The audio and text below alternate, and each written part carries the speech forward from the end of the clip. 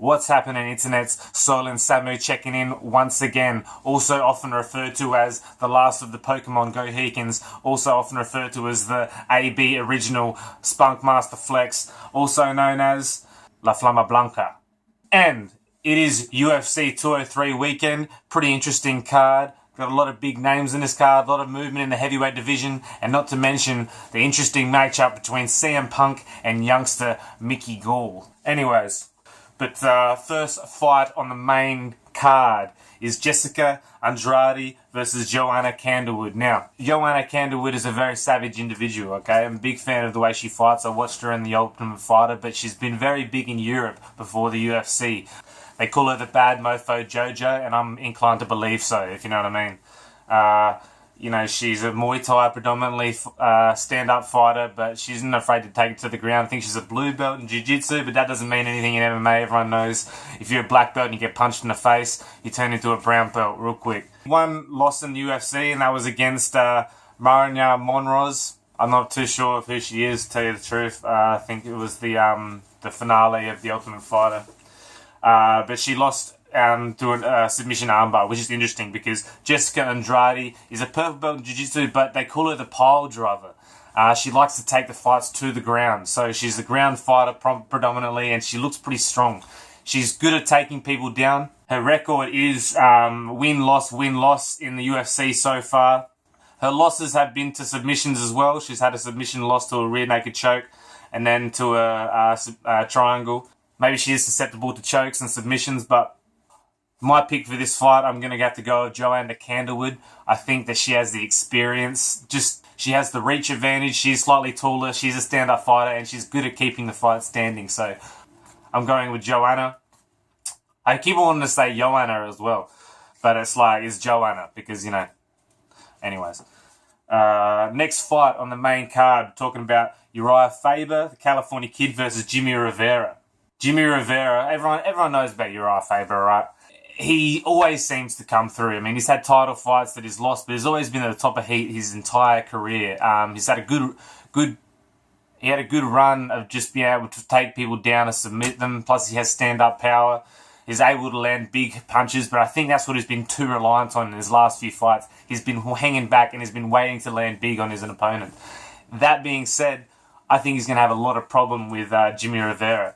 JIMMIE Rivera has had one loss out of 20 fights, and that was his second fight in his career, okay? The guy's on a 19-fight win streak. He hasn't had the experience in the UFC, but that being said, he's a younger fighter, and is New Jersey hard. You know how I say about those New Jersey boys? UFC on Fox is, it's actually the biggest promoted fight that he's been on. UFC 203 is definitely on the big stage. He's fighting in Cleveland, close to his hometown-ish, I think. I think I'm going to have to call the upset with JIMMIE Rivera beating the California Kid on this one. I like watching Urijah Faber fight, and I don't think it's the complete end to his career, but I think this is going to be the turning point in Urijah Faber's career and the turning point in JIMMIE Rivera's career where he's about to take off. It's going to be a good fight to watch. I'm calling it JIMMIE. Third fight on the main card, Soylent Samurai predicts CM Punk versus Mickey Gall. Alright, can we stop calling him CM Punk? His name is Philip Jack Brooks. Okay? That CM, a lot of people don't realise, used to stand for Chick Magnet. He used to be a part of a tag team group called the Chick Magnets. Keller. Whatever. Anyways, he called himself the CM Venom later, and now he worked his way into CM Punk. But the CM Punk angle mixed with the straight edge thing he does, the drug-free lifestyle, it creates a certain individual. I'm not hating on the straight edge homies. I'm just saying that CM Punk, I don't think he doesn't have the same mentality as what the fighters do in the UFC. I think he's a very good showman. He has a lot of mental strength to be able to sort of take what he does and then do. Because essentially he's living as a character. That being said, I think CM Punk's going to have his work cut out for him with Mickey Gall. Mickey Gall's a young, savage kid that's coming up through the rank. He's only 24. And how's this? When Mickey Gall started fighting, he was 5'11". Now he's 6'2". Okay? He's still growing. He hasn't even come up through his okay, his prime in his athletic career, and Mickey Gall is fighting CM Punk, who's never had a fist fight before. I mean, I don't think he's ever been in a fight in general, aside from getting injured in the WWE. You know, he's never been in a situation with this kid. Mickey Gall is a very talented fighter already. We've seen in the fights that he's had before, he's finished both of his opponents. We're talking about quick fights. It's probably going to be one of the easiest fights in his entire career, because I think if he beats CM Punk, they'll have to give him like a semi-big name just to strike while the iron's hot, you know, make money. So this is really like spring vaulted his career into sort of the upper echelons at the moment. CM Punk's going to be like the sacrificial lamb in this situation. I think he's going to get fucking... If the UFC's not rigged, CM Punk cannot win this fight. And it's not as simple as that. I think it's very complicated. I think CM Punk could be a genius. You know, you can say what you want about CM Punk as a peanut, but he's very smart, the guy. CM Punk has, you know, able to navigate his career playing the heel in a lot of occasions, but he has been killing it his entire time. He was very popular. I don't know if he's the best athlete for this position in the game, coming up against the guy like Mickey Gall, who's going to be more athletic. I mean, definitely. But CM Punk could pull a fucking Montreal screw job on him, to use a wrestling term, and maybe pull off one of the biggest upsets in all time, because I've been watching his training footage and it looks pretty average. It doesn't really have the flow to it, and it's just bits and pieces. You can tell that's not at a pro level. Can we just address the fact that CM Punk has a Pepsi tattoo on his shoulder? Apparently it's supposed to stand for his straight edge beliefs, like, you know, only Pepsi for me, thanks. But apparently it was because he was actually copying Brian Baker, I think, from Minor Threat. And he has a Coca-Cola tattoo because he has straight edge beliefs or whatnot, what have you. So, you know, I mean, I don't know if CM Punk's going to be able to pull off any Pepsi twists. I don't know. We'll see what happens. He's been training at Duke Rufus. He's been training with Anthony Pettis. These guys are veterans in the game, and they could be doing like all of this deliberately as a tactic to win. You know, we're talking about Zhang Zhu in The Art of War. He's deceiving his enemies by only showing them what he wants them to see. Or he could have worked a few things and worked out some crazy game plan, which he'd be able to do to Mickey Gall. Who knows? But I'm still going to have to go with Mickey Gall in this fight.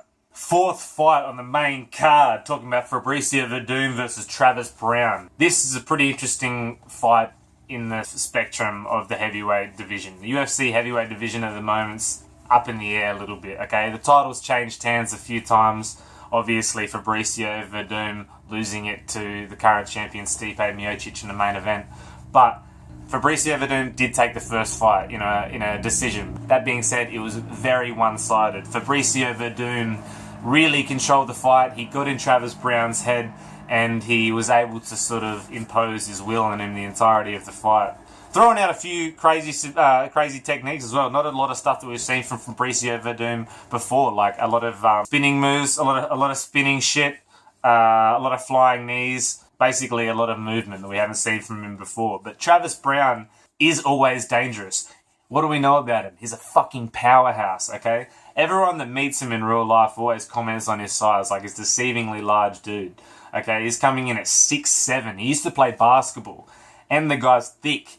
He's a part of that new wave of heavyweight in the UFC, which is sort of like they're more athletically built as opposed to sort of ballooned out muscles. Travis Browne's last few fights has been win-loss, okay? He lost, he beat Matt Mitrione with punches, which is a big win for Travis. Cain Velasquez, on the other hand, is the fight that he just had and he lost to TKO punches. We all saw what happened with Cain. Cain really came out there and bull rushed Travis Browne. But his record isn't as clean as we'd like it to be. Timing is everything. Fabricio Werdum is an intelligent fighter. I think Fabricio Werdum was champion and he did lose his last fight to Stipe. I think that Fabricio Werdum is an intelligent fighter though. As silly as that loss was, he always seems to come in with the correct game plan. We saw it against Cain Velasquez when they fought in Mexico City and they were fighting at altitude. He was there 4 weeks prior to train in order to get his respiratory system in order. Fabricio Werdum might not have it in this fight. I'm going to have to look more deeply into Travis Browne's world at the moment. I think Travis Browne is hungry. He said he'd rather die than to lose to Fabricio Werdum again. And just the way he said it, just the tone and the look in his eye, I'm inclined to believe him, okay? His world must be crazy now. Let's not forget that he does go out with the ex-female champion Ronda Rousey, okay? Their relationship would have to be complex, okay? We're all forgetting. Ronda Rousey could have suffered a small amount of brain damage, okay? She took that fucking kick to the head from Holly Holm that knocked her face sideways. And she hasn't been right since. She had trouble stringing sentences together when she came out of the fight. She said she couldn't eat an apple. Poor girl. She hasn't fought since. She hasn't been wanting to come back into the fight game. I don't know how that plays on Travis Browne at the moment. Maybe she's more supportive as a partner, and maybe he'll come into this fight stronger for it. But I think that Travis Browne is so fucking sick and tired of Ronda Rousey's bullshit, okay? He's been listening to her for the last 6 months straight. He's been training at her camp. He would be so fucking ready to fight someone. He's got all this pent-up rage. I think that he could take this fight just from pure rage of hanging around Ronda Rousey for all that time. Just saying. Last fight on the main card. Talking about Stipe Miocic, the current heavyweight champion, versus veteran ALISTAIR OVEREEM. I like ALISTAIR OVEREEM. We all know about his illustrious career, being in Pride, Glory, kickboxing, taking titles in kickboxing, MMA alike, but the only thing missing from his trophy cabinet is that UFC, that sweet UFC belt. ALISTAIR OVEREEM is lucky to get this opportunity to take the belt. In looking at his record, you know, in the UFC, it hasn't been that great, okay? With the new forms of drug testing, I think ALISTAIR OVEREEM obviously hasn't been able to sort of implement as much damage as what he was able to do when he was on that horse meat diet of his. Now let's have a look at ALISTAIR OVEREEM's losses in the UFC and before that. He used to lose the way that Overeem seems to lose is his inability to take the heavyweight punches, okay? ALISTAIR OVEREEM wasn't always a heavyweight. He put on a lot of weight in Pride days and Glory days when drug testing wasn't as stringent, and he was able to be one of the super heavyweights just from pure power. But in the UFC, it's a different type of heavyweight, and he still seems to lose it because he can't seem to take the big punches. He lost via knockout to Travis Browne, okay? Travis Browne beat ALISTAIR OVEREEM. He lost to Antonio Silva through KO. That was devastating in his career. And then Bren Rothwell as well. So he's had 3 KO losses in the UFC. But what people don't always remember is when he was fighting in kickboxing, he had to go to heavyweight probably. Because when he would to put on that muscle and that size, in kickboxing, it was a lot more about landing the one punch. ALISTAIR OVEREEM is a super athlete, okay? He throws incredibly powerful knees as one of his best weapons. I don't think that they're going to come into play in this fight because he's versing a similar heavyweight athletically to himself. Stipe Miocic is one hell of an athlete.